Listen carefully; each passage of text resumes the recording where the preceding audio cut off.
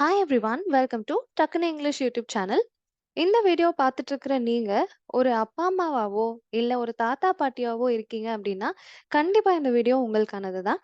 Because இப்ப எல்லா ஸ்கூல்ஸ்லயுமே குழந்தைகளுக்கு ஸ்கூல்ல டீச்சர்ஸ் கூடயும் சரி இல்ல அவங்க ஃப்ரெண்ட்ஸ் கூடயும் சரி கண்டிப்பா இங்கிலீஷ்ல பேசணும் அப்படிங்கிற மாதிரி கொண்டு வந்துட்டாங்க.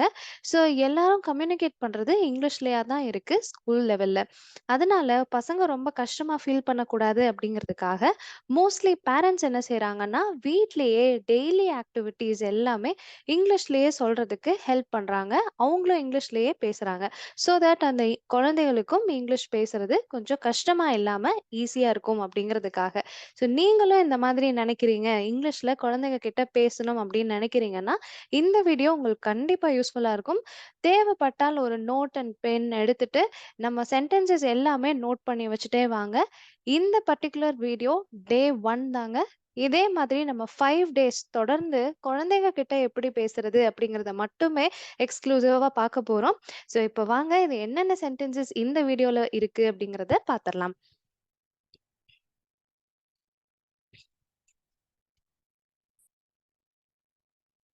First one, time to wake up. Time to wake up அப்படின்னா எழுந்திருக்கிறதுக்கான நேரம் வந்தாச்சு அப்படின்னு சொல்றோம்.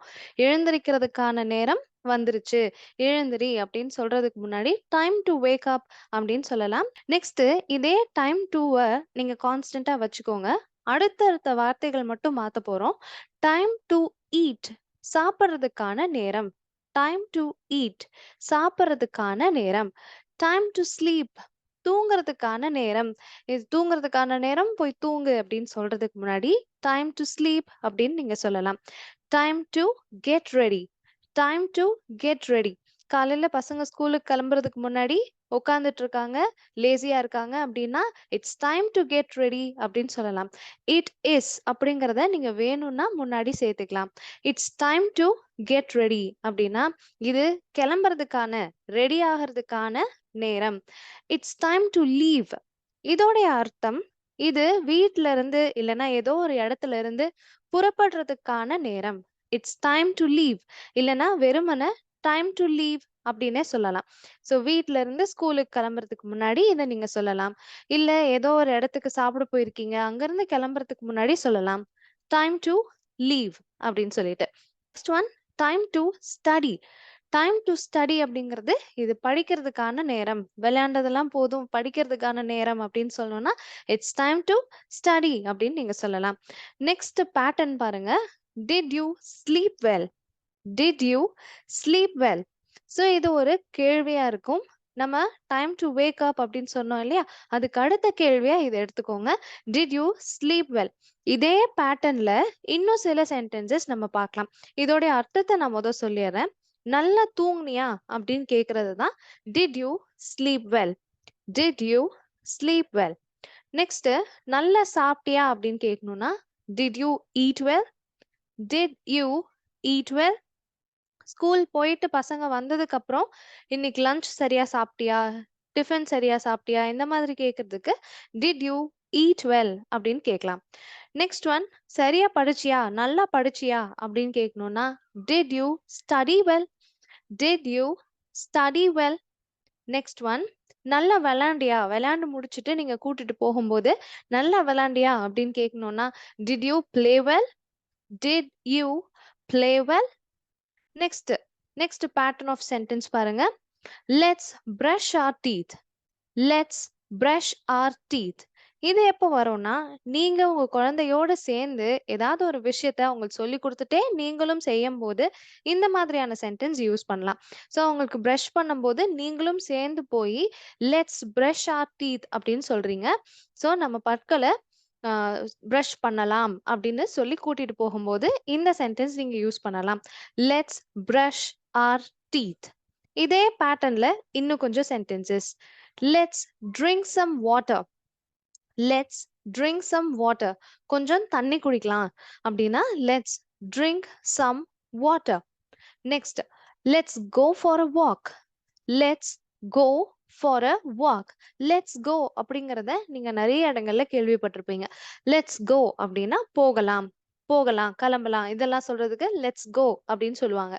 Let's go for a walk அப்படின்னா கொஞ்ச நேரம் நடக்கிறதுக்கு போகலாம் வா அப்படின்னு சொல்லி கூப்பிடுறது தான். Let's go for a walk. நடக்கிறதுக்கு போகலாம். Let's go for a walk. Next one, let's work together. Let's work together. நான் முன்னாடியே சொன்ன மாதிரி தான், நீங்க உங்க பசங்களோட சேர்ந்து ஒரு வேலையை செய்யும் போது இந்த மாதிரி சென்டென்சஸ் யூஸ் பண்ணுங்க. நீ போய் ஒர்க் பண்ணு, நீ போய் படி, இந்த மாதிரி சொல்லும்போது லெட்ஸ் அப்படின்னு சொல்ல மாட்டோம். நாமளும் சேர்ந்து அவங்களோடயே அந்த வேலையை செய்யும் போது இந்த சென்டென்சஸ் யூஸ் பண்ணலாம். ஸோ ஒர்க் பண்ணலாம் வா அப்படின்னு கூப்பிடும்போது let's work together. Let's work together. டுகெதர்னா சேர்ந்து. ஸோ சேர்ந்து ஒர்க் பண்ணலாம் வா, சேர்ந்து வேலை செய்யலாம் வா அப்படின்னு சொல்றது let's work together. Next pattern பாருங்க. கெட் ட்ரெஸ்ட். கெட் ட்ரெஸ்ட் அப்படின்னா ட்ரெஸ் போட்டுக்கோன்னு அர்த்தம். இல்லைன்னா கிளம்புன்னு அர்த்தம். ரெண்டு அர்த்தமுமே இது கொடுக்கும். கெட் ட்ரெஸ்ட் அப்படின்னா ஃபுல்லா ட்ரெஸ் அப் பண்ணி நீட்டா கிளம்பிரு அப்படின்னு சொல்றதுக்கு இந்த ரெண்டே வார்த்தைகள் போதும். கெட் ட்ரெஸ்ட். இதே மாதிரி நீங்க கெட் ரெடி அப்படின்னும் சொல்லலாம். கெட் ட்ரெஸ்ட் அல்லது கெட் ரெடி. இந்த ரெண்டுமே கிளம்பு, ரெடியாக, ட்ரெஸ் போட்டுக்கோ, இது எல்லாத்தையும் குறிக்கிற ரெண்டு சென்டென்சஸ் தான். நெக்ஸ்ட் சென்டென்ஸ் போறதுக்கு முன்னாடி நீங்க இன்னும் இந்த வீடியோவை பார்த்துட்டு இருக்கீங்க பட் சப்ஸ்கிரைப் பண்ணாம பாக்குறீங்க அப்படின்னா மறக்காம சப்ஸ்கிரைப் பண்ணிக்கோங்க.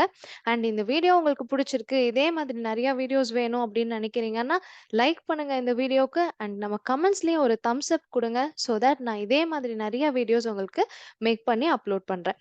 இப்போ நெக்ஸ்ட் சென்டென்ஸ், பி கேர்ஃபுல் அப்படின்னு சொல்லணும்னா கவனமாக இருன்னு அர்த்தம். Be careful. ஸோ இப்போ நான் உங்களுக்கு டிஸ்பிளேல காமிச்சிருக்கிற மாதிரி ரோட் கிராஸ் பண்ண போறாங்க உங்க குழந்தை. ஸோ இந்த சென்டென்ஸ் நீங்க சொல்லலாம். பி கேர்ஃபுல் அப்படின்னு சொல்லலாம். விளையாடும் போது விழுந்துராம இரு, கேர்ஃபுல்லா இருன்னு சொல்லணும்னா பி கேர்ஃபுல் சொல்லலாம். இந்த பி உடைய அர்த்தம் இருங்கிற மாதிரி தமிழ்ல. கேர்ஃபுல்லா இரு, கவனமாக இருன்னு சொல்லுவோம் இல்லையா, அதுதான் இந்த பி. பி கேர்ஃபுல், கவனமாக இரு. அடுத்தது பி பேஷண்ட். B patient. இது பொறுமையாக இருன்னு அர்த்தம். பொறுமையாக இரு. B patient. Next one, B brave. தைரியமாக இரு. B brave. தைரியமாக இரு. Next, B polite. B polite. So polite அப்படிங்கிறது ரொம்ப அமைதியா பேசுறது, இல்லைன்னா தாழ்வா இருக்கிறது, பெரியவங்க கிட்ட தாழ்வா இருக்கிறது, இது எல்லாமே பொலைட் அப்படின்னு சொல்லலாம். பி பொலைட் அப்படின்னு நீங்க சொல்லலாம், குழந்தைகளுக்கு ஒரு நல்ல ஹேபிட் சொல்லி கொடுக்குற மாதிரி. Next, B punctual. B punctual. So நேரத்துக்கு வர்றது, நேரத்துக்கு போறது, எந்த ஒரு விஷயத்தையும் நேரத்துக்கு செய்யறது தான் பங்க்சுவல்னு சொல்லுவோம். ஸோ பி பங்க்சுவல் அப்படின்னா நேரத்துக்கு எந்த வேலையும் செய்யற மாதிரி இரு அப்படின்னு சொல்றோம். Next, be confident. Be confident. Confident அப்படிங்கிறது தன்னம்பிக்கை. ஸோ தன்னம்பிக்கையா இரு அப்படின்னு சொல்லி கொடுக்கறது தான் be confident. Next, pattern of sentence. Are you hungry? இந்த ஒரு சென்டென்ஸ் ஞாபகம் வச்சுக்கோங்க. இதோடைய அர்த்தம் நீ பசியாக இருக்கிறாயா அப்படின்னு கேக்குறது தான். இல்ல உனக்கு பசிக்குதான்னு கேக்குறது தான். R you hungry? ஹங்க்ரி வேற, ஆங்க்ரி வேற. ஹங்க்ரி அப்படிங்கிறது பசி, ஆங்க்ரிங்கிறது கோபம். நம்ம ரெண்டும் ஒரே மாதிரி சவுண்ட், கிட்டத்தட்ட ஒரே மாதிரி இருக்குங்கிறனால ரெண்டையும் மாத்தி போட்டு நிறைய பேர் பேசிடுவாங்க. ஸோ நீங்க கேர்ஃபுல்லா பேசிக்கோங்க.